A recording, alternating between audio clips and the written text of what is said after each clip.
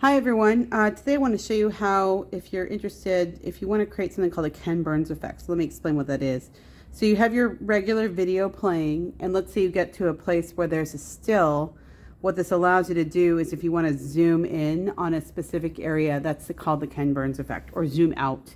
So how do you do that? Well, you need to start with a still of your image. So the Ken Burns effect does not work if you are working with video. It has to be a still image. So I'm going to go back to Fresco, and I'm going to open up a video that I'd like to get a still from.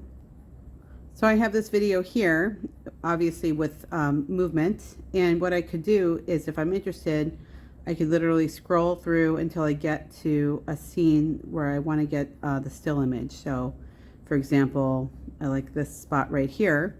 So I don't want to export this as a movie. I want to export this as a still and only show this. So I come up to the top where I would normally export, but instead of going to motion, I'm going to go to export as right here. And what you see is what you get. And I already have a name for it. So I hit export. And now that's going to go ahead and I'll hit save image. Done.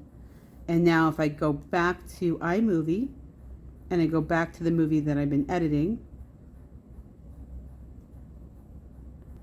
so I'm working in my timeline, I can hit the plus, go to my photos. There is the image I'd like to add, hit the plus, and there it is. And I can, first of all, decide how long I'd like to play it for. So if I click on it, I can extend this out or keep this shorter. And this is the Ken Burns effect right here. So what this does is it says pinch to position the start. So if I'd like to, I could start here, for example, and then I click on my end and I could zoom out. And so that what that means is it's going to start at this small part and then zoom out from there. If I want to do the opposite, I could just decide my start point and my end part, and I can just to show you again, if I say start again and I come over, say for example right here on the side, and then end, I would like it to move up to here to this part, right? I can do that. And if I hit play, well, let me start over here. You're going to see it's going to swing up like this, right? Okay.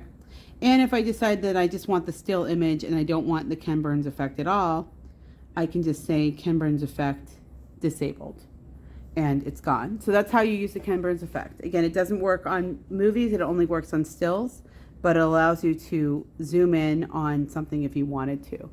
Pretty cool.